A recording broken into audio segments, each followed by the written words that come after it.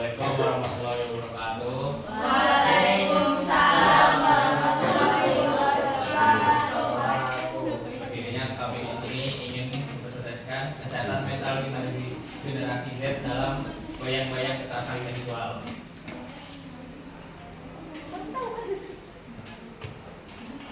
Latar belakang penyalahgunaan teknologi AI dalam media sosial kini menjadi ancaman serius bagi kesehatan mental generasi Z meskipun bermanfaat. AI seringkali disalahgunakan oleh pihak tidak bertanggung jawab untuk memanipulasi konten pribadi seperti foto, mirror selfie menjadi unggahan yang merusak citra diri korban. Manipulasi yang sangat realistis ini tidak hanya melanggar keamanan digital, tetapi juga memicu tekanan psikologis berat dan dampak negatif pada kesejahteraan mental remaja di era digital.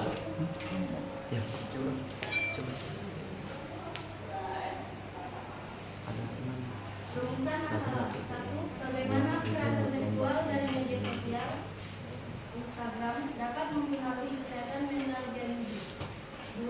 Bagaimana dampak psikologis salah satu generasi Z yang menjadi korban langsung, saksi, atau konsumen pasif dari konten kekerasan seksual di media sosial. Tujuan penelitian adalah mengetahui pengaruh kekerasan seksual dari media sosial terhadap kesehatan mental Gen Z dan mengetahui dampak psikologis korban langsung dari kekerasan seksual di media sosial. Manfaat penelitian: meningkatkan kesadaran masyarakat serta mengurangi stigma terhadap korban kekerasan seksual, memberikan masukan bagi tenaga kesehatan mental, pendidik, dan orang tua dalam upaya pencegahan serta penanganan dampak psikologis pada Gen Z. Memberikan motivasi kepada korban agar ia tetap melanjutkan hidup tanpa bayang-bayang kekerasan seksual. Kedua, dasar teori. Gangguan kesehatan mental adalah kondisi ketika individu kesulitan beradaptasi dengan lingkungan serta gagal mengelola stres akibat masalah yang dihadapi. Kerentanan ini menyebabkan ketidakseimbangan emosional yang akhirnya berkembang menjadi gangguan kesehatan mental. Karakteristik kesehatan mental: 1. Terhindar dari gangguan jiwa. 2. Mampu menyesuaikan diri.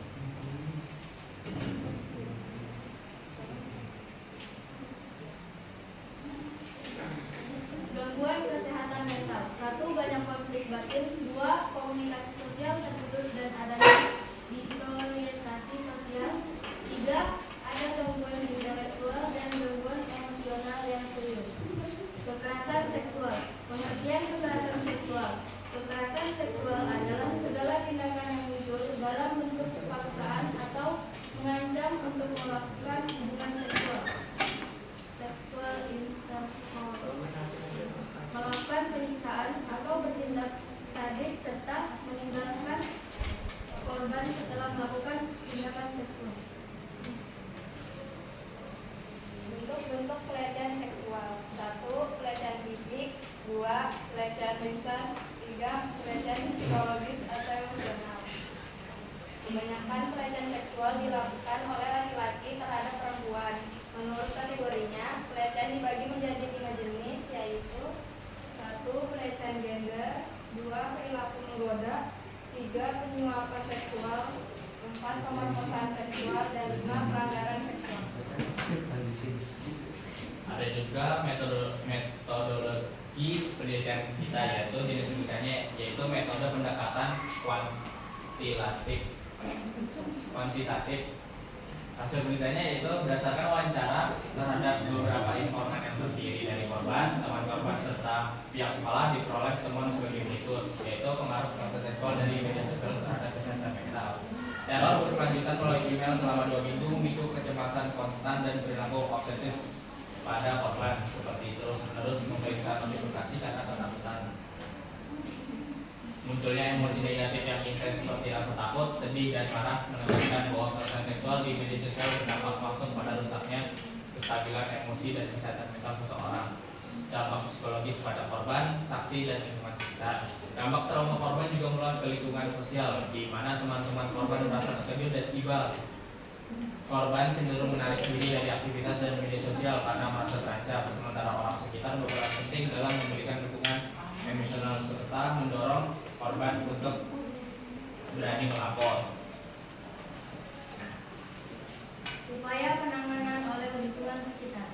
Dukungan teman sebaya diwujudkan dengan menjadi pendengar yang empatik, tidak menghakimi, dan mendorong korban untuk melapor.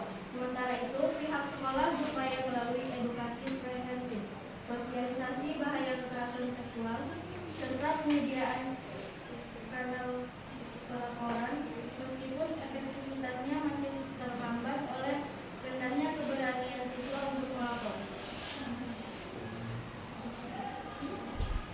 Pembahasan dampak dan penanganan kekerasan seksual.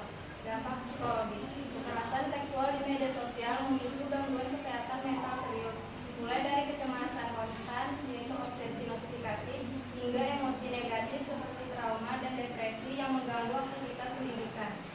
Respon sosial. Korban cenderung menarik diri dari lingkungan sebagai bentuk pertahanan diri. Di sisi lain, insiden ini memicu empati sekaligus kebingungan pada lingkaran pertemanan. Peran dukungan. Teman sebaya menjadi pilar emosional utama melalui sikap tidak menghakimi, sementara itu sekolah berperan dalam sisi edukasi, preventif, dan penyediaan fasilitas pelaporan. Tantangan utamanya yaitu meskipun sistem pendukung sudah tersedia, rasa takut dan malu masih menjadi penghambat utama korban untuk melapor. Dibutuhkan peningkatan kepercayaan dan ruang aman yang berkelanjutan agar pemulihan korban dapat berjalan maksimal. Kesimpulan, kekerasan seksual di media sosial terbukti merusak kesehatan mental korban dan mengganggu aktivitas pendidikan serta sosial mereka. Meskipun dukungan teman sebaya dan fasilitas pelaporan sekolah sudah tersedia, rasa takut dan malu masih menjadi penghambat utama korban untuk melapor. Oleh karena itu, diperlukan penguatan lingkungan yang aman dan peningkatan kepercayaan terhadap institusi agar korban berani bersuara dan mendapatkan penanganan yang tepat secara berkelanjutan. Saran, sekolah perkuat edukasi digital dan menciptakan sistem pelaporan yang aman, rahasia, serta mudah diakses. Untuk guru, dalam kurung BK, meningkatkan kepekaan terhadap perubahan perilaku siswa dan bangun suasana konseling yang nyaman. Untuk orang tua, awasi aktivitas digital anak dan jalin komunikasi terbuka agar anak merasa aman bercerita. Untuk siswa, gunakan media sosial dengan bijak, bangun empati antar sesama dan berani melapor. Peneliti selanjutnya, kaji lebih dalam faktor penyebab dan kembangkan intervensi pencegahan yang lebih efektif. Ini daftar pustakanya bisa kalian cek sendiri. Terima kasih. Apakah ada yang ingin bertanya? Namanya siapa, Kak? Tadi belum ada perkenalan soalnya. Kenalkan, nama saya Ahmad Hendra Yusuf. Saya Syifa Aprilia. Saya Zulekha.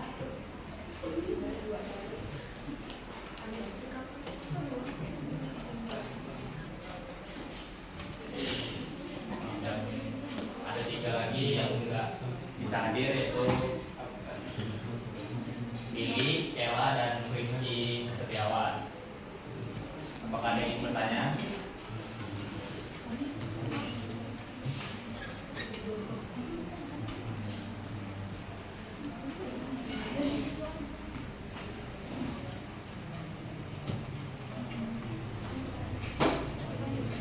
Apakah ada yang ingin bertanya?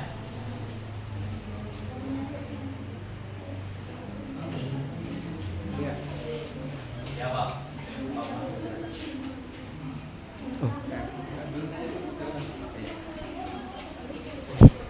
tolong diperhatikan karya tulisnya di atas daripada kesimpulan dibuka dulu. Saya mau lihat susunannya. Nah, di atasnya udah terus ya, buka lagi di atas. Itu kesimpulan terus pembahasan terus metode ilmiah ada ya. Sebenarnya begini, Ya, kalau saya lihat mungkin semua daripada kerangka penelitiannya sudah mencakup keseluruhan, tetapi menurut saya penataannya perlu dibenahi supaya dia tidak terlalu bervariasi seperti itu ya. Karena kelihatannya ini kalau saya melihat daripada penelitian Anda ini kayak seperti makalah biasa. Padahal ya perlu dibedakan sedikit antara makalah biasa dengan penelitian ilmiah. Ya itu agak berbeda. Kalau saya lihat dari kerangka-kerangka Anda buat penulisannya seperti ini, saya hanya melihatnya sebagai suatu makalah, pembuatan makalah. Ya. Kemudian yang kedua itu sebagai koreksi saja. Saya lihat bentuk penelitiannya adalah kuantitatif. Ya. Kalau saya amati dengan metode wawancara ya. Tetapi kalau saya cek dari penelitian Anda, tidak pernah dia mengangkat berapa responden yang dia teliti. Kalau kuantitatif berarti menunjukkan berapa jumlah yang kita teliti. Ya, apakah penelitian ini hanya mengambil secara kualitatif atau kuantitatif? Tapi kalau saya lihat kuantitatif, tetapi tidak pernah menjelaskan di dalam pembahasan maupun kesimpulan maupun metodologi bahwa sekian orang yang kita akan ya teliti ya seperti itu, sehingga dia bisa menyimpulkan bahwa apa yang dia dapatkan seperti itu, apa kesimpulannya. Jadi memang Anda harus benahi penelitian Anda.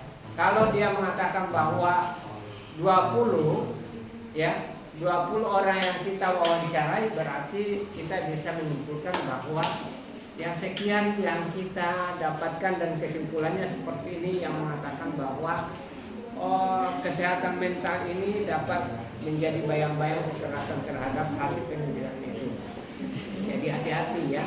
Jadi harus dipahami betul bentuk penelitiannya sebagai acuan untuk melangkah berikutnya dalam melakukan penelitian berikutnya ya. Jadi koreksi saja ya. Kerangka terakhirnya juga Anda menampakkan tentang daftar pustaka, ya sudah bagus, ya yang penting kerangkanya sudah masuk, cuma penataannya harus diperbaiki baik-baik ya. Seperti itu ya, saya ya melengkapi aja. Terima kasih. Terima kasih Pak.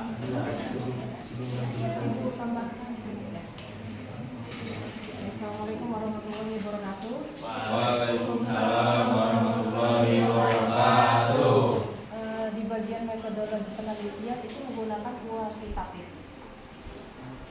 Ya, kuantitatif ya. Kuantitatif. Iya, kuantitatif. Kuantitatif ya.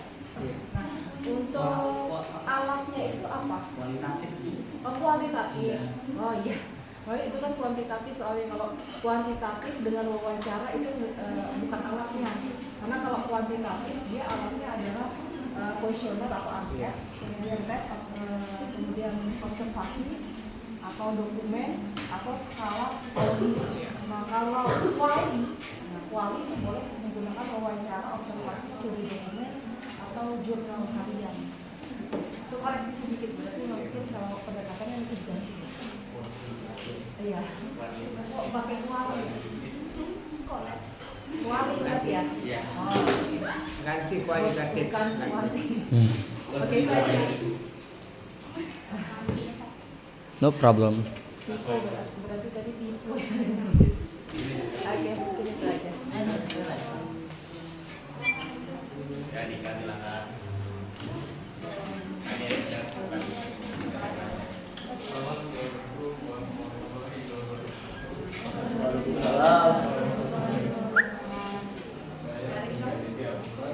Saya ingin bertanya sejauh mana media sosial dalam mendukung atau justru membantu pemulihan kesehatan mental korban kekerasan seksual di era digital ini. Bisa ulang. Sejauh mana pengaruh media sosial dalam mendukung atau justru Perhatikan membantu dulu supaya ada pemulihan kesehatan mental korban kekerasan gimana nih? di era digital. Ada supaya Anda berpikir rasional. Kalau Anda mau berpikir rasional, mana Anda bisa tuntas ya? Dik, Dika, soalnya apa? Lihat orang pintar. misalnya itu sejauh mana sih sejauh mana sih pengaruh media sosial dalam Sejauh Pengaruh mana pengaruh media sosial dalam memperburuk atau justru membantu pemulihan kesehatan mental korban kekerasan seksual di era digital? kamu baca atau ngasih soal ke orang? Kita minta dia kayak baca komik nah pak. Mana hubungan Sosial dalam sosial dalam memperburuk atau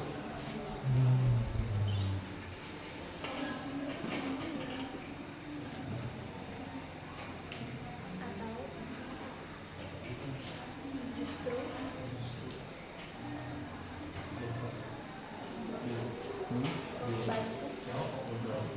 pemulihan.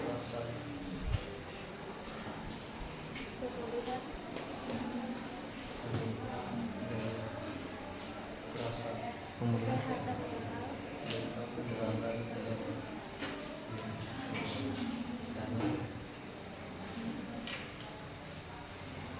korban kekerasan Seksual. di era digital.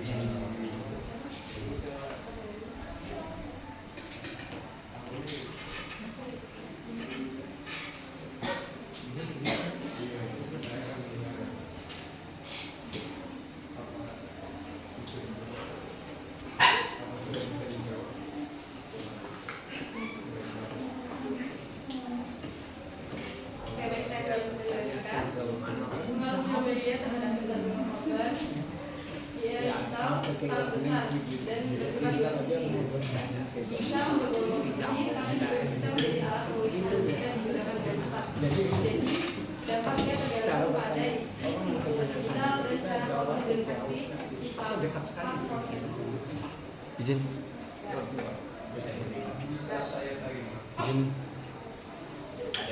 Kurang jelas kak. Bacanya jangan terlalu cepat. Kurang jelas yang di belakang mendengarnya. Tidak bisa menyimak jadinya. Iya. Nggak bisa menyimak kita yang di belakang karena bacanya terlalu cepat. Pengaruh sosial media terhadap kesehatan mental korban kekerasan seksual di digital sangat besar dan bersifat dua sisi. Bisa memperburuk kondisi, tapi juga bisa menjadi alat pemulihan jika digunakan dengan tepat.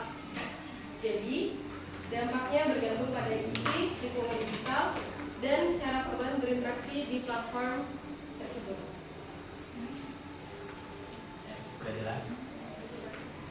Ada yang lagi? Ya, Agis. Perkenalkan, saya Batis Adrian Tahir. Saya ingin bertanya, bagaimana cara untuk merangkul korban kekerasan seksual agar bangkit dari kesulitannya? Pelan-pelan dong. Bagaimana cara untuk merangkul korban kekerasan seksual agar bangkit dari kesulitannya?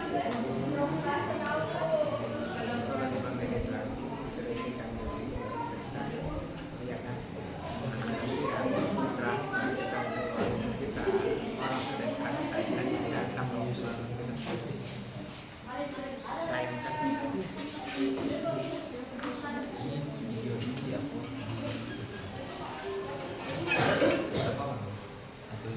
Sejauh Jadi kan saya menjawab. pertanyaan sudah ditanya yang kamu tulis tadi sudah itu tadi yang jawabannya Kita berikan kesempatan korban untuk bercerita. itu tadi sudah dijawab sudah oh, yang tadi ya ini itu aja deh ya saya Tunjukkan empati bisa dan kesedihan. berpengaruh positif Sampaikan bahwa mereka berharga dan tidak sendirian. Kalimat sederhana. ya saya lihat tadi kan dia sudah tanggapi cewek itu kan Bisa sangat berani. dia menanggapi secara bisa Hormati perasaan dan berefek batasan terhadap mereka. orang itu bisa Jangan juga memaksa menjadi korban positif bercerita tergantung atau orang yang move on. bisa Setiap orang punya waktu pemulihan yang Efek. berbeda. ya jadi ya dampak bisa berdampak positif dan dampak negatif terhadap diri sendiri tergantung orang itu kan yang Berpikir mencari kekerasan bantuan ya kan saya di profesional. Bentuk korban menemui psikolog, konselor, guru BK atau pihak saya lainnya.